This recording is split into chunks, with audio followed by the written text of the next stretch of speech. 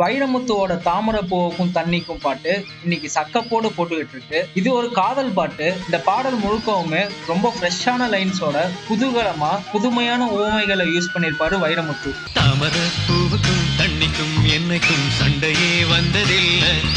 பாட்டோட first line தாமரை பூவுக்கும் தண்ணிக்கும் என்னைக்கும் சண்டையே வந்ததில்லைன்ட்டு பயங்கர ஃப்ரெஷ்ஷா ஆரம்பிச்சிருப்பாரு. மாமன அள்ளி நீ தாவணி போட்டுக்க மச்சினி யாரும் இல்லை. மாமன அள்ளி நீ தாவணி போட்டுக்கன்னு மச்சி நிச்செல்லாம் யாரும் பக்கத்துல இல்ல, அதனால இந்த மாமனையே அள்ளி நீ தாவணியா போட்டுக்கோ. அதாவது ஆடையே வேணாங்கிறத தான் மறைமுகமா இவ்வளவு நாசுக்கா சொல்றாரு. காமத்தை கொஞ்சம் கூட முகம் சுழிக்க வைக்காம சொல்லியிருக்காரு.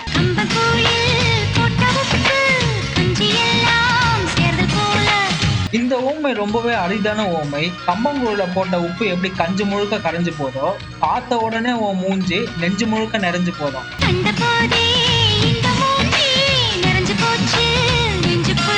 பொதுவா பாடல்கள்ல மூஞ்சி அப்படிங்கிற வார்த்தையை உபயோகப்படுத்த மாட்டாங்க. அதுவும் குறிப்பா காதல் பாடல்கள்ல முகம் அப்படின்னு தான் வர்ணிப்பாங்க. ஆனா வைரமுத்து அதுக்கு முன்னாடியும் பின்னாடியும் போட்ட வரிகள் மூலமா அந்த வார்த்தையில இருக்க குறைய நீக்கி அதை அழகுபடுத்தியிருப்பாரு.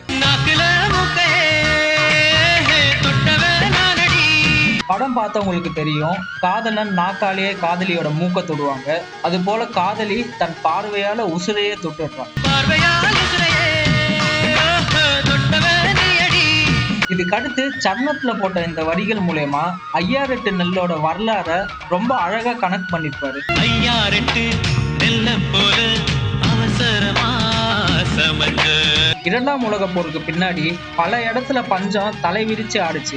அந்த பஞ்சத்தை போக்குறதுக்கு 1966 ஐயாரெட்டு நெல் வகையை அறிமுகப்படுத்துறாங்க. குறைஞ்ச காலத்திலேயே அதிக மகசூல் கொடுத்து பஞ்சத்தை போக்கனால இத மிராக்கிள் ரைஸ்னு சொன்னாங்க.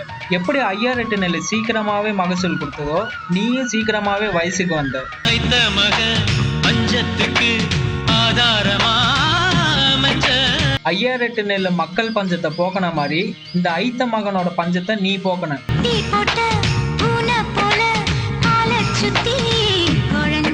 இதுக்கு அடுத்த வர வரிகளை காமம் கலந்த உரைநடை வடிவத்துல போட்டிருப்பாரு வைரமுத்து.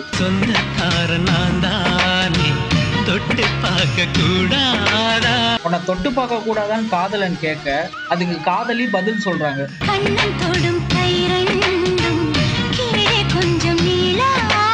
போற போக்குல கடுத்து சொல்றதுங்கிறது இதுதான். தீண்டாமை ஒரு பாவச் செயலுங்கிறது நம்ம எல்லாருக்கும் தெரியும். இந்த நாட்டில் தீண்டாமைதான் இன்னும் உள்ளதா? காதலி தன்னை தொட விடாம இருக்கிறதே தீண்டாமை தான் வைரமுத்து தனக்கே உண்டான தோணியில ரொம்ப கேலியா சொல்லியிருப்பாரு. பல்லவியில காதலன் பாடின லைனை இந்த இடத்துல காதலி பாடுறாங்க. இவங்க எப்படி பாடுறாங்கன்னா, மாமன அள்ளி நான் தாவணி போட்டுக்க மாலையும் சூடவில்லைன்னு, உன்னை நான் தாவணியா போட்டுக்கிற அளவுக்கு நமக்கு இன்னும் கல்யாணம் ஆகல, கல்யாணத்துக்கு முன்னாடி எதுவும் கிடையாதுன்றாங்க.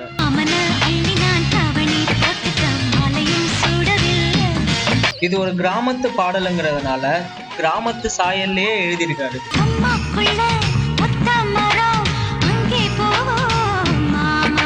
நீச்சல் எல்லாம் சொல்லித்தர நீயும் கொஞ்சம் வாமான்னு அவங்கள கூப்பிட்டு நீச்சல் எல்லாம் சொல்லித்தாரே நீயும் கொஞ்சம் வாமா. அங்க அவர் பண்ணக்கூடிய சேட்டைகள் அங்கே இங்கே கைப்படும் சொல்லிப்புட்டேன். ஆமா, உன்னெல்லாம் திருத்தவே முடியாதுங்கிறத ஒரு புதுமையான ஊமையோட சொல்லியிருப்பாரு வைரமுத்து.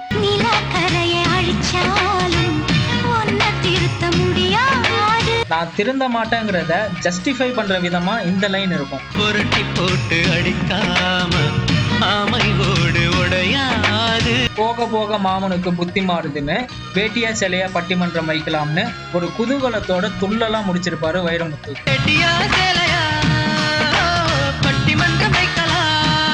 காமம் இல்லா காதல் இல்லை, காதல் இல்லா காமம் தொல்லைன்னு சொல்லுவாங்க. இது ஒரு காமம் கலந்த காதல் பாட்டு.